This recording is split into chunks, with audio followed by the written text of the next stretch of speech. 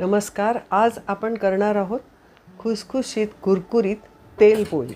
त्याकरता 2 वाट्या चणा डाळ आपण 3 ते 4 तास भिजवून घ्यायची आहे. ही डाळ भिजवून घेऊन कुकरला आता शिजवत लावायची आहे.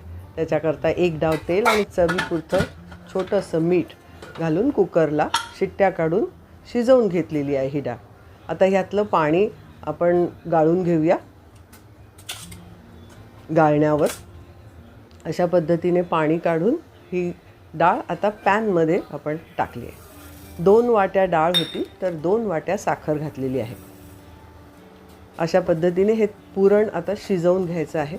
यातलं पाणी सगळं आटवून घ्यायचं आहे आणि एक 5 ते 7 मिनटं असं सतत ढवळत राहून हे पुरण घट्ट होईल चांगलं. अशा पद्धतीने आता हे पुरण यंत्रावर वाटून अशा पद्धतीने आपण घेतलेलं आहे. हे थंड करण्याकरता ठेवायचं आहे. आता पुरणाच्या पोळीसाठी लागणारं पीठ आपण भिजवूया. हा मैदा आहे 2 वाट्या आई चाळून घेतलेला आहे. त्याच्यात चवीपुरतं मीठ, 1 डाव तेल पूर्ण पिठामध्ये मिक्स करायचं आहे आणि कणिक जशी आपण भिजवतो पोळ्यांसाठी तसं भिजवून घ्यायचं आहे. हे पीठही 3 तास मुरत ठेवायचं आहे एका भांड्यामध्ये आणि नंतर पोळ्या करायला घ्यायच्या. अशा पद्धतीने हे पीठ आपण मुरवून 3 तासानंतर ह्या पोळ्या करायला घेतो.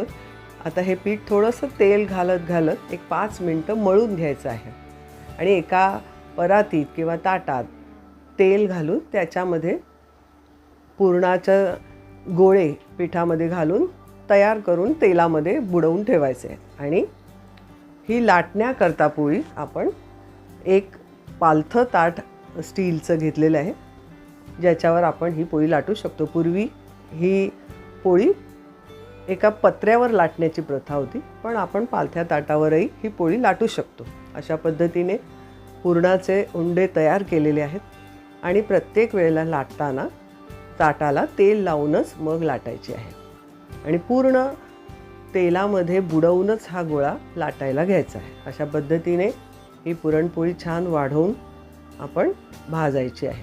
आणि समजा थोडंसं पीठ बाहेर राहिलं आहे असं वाटतं आहे की पुरणाच्या बाहेर असं आलेलं असेल तर ते कातणाने कातून घ्यायचं आहे. आणि अशा छान रेसिपीसाठी आमचा चॅनल सबस्क्राईब करा, लाईक करा आणि शेअरसुद्धा करा. तुम्हाला कुठले पदार्थ हवे असतील तर तुम्ही आम्हाला अशा पद्धतीने कळवू शकता कमेंटमध्ये. ही पोळी आपण भाजतो अशा पद्धतीने ही पोळी सोडायची आहे तव्यावर आणि अतिशय क्रिस्पी, कुरकुरीत आणि चवीला खूप छान लागणारी ही तेलपोळी. थोडीशी मेहनत आहे, पण मेहनत केल्याशिवाय खायला कसं मिळणार. तर ही पोळी नक्की करून बघा. अतिशय सुरेख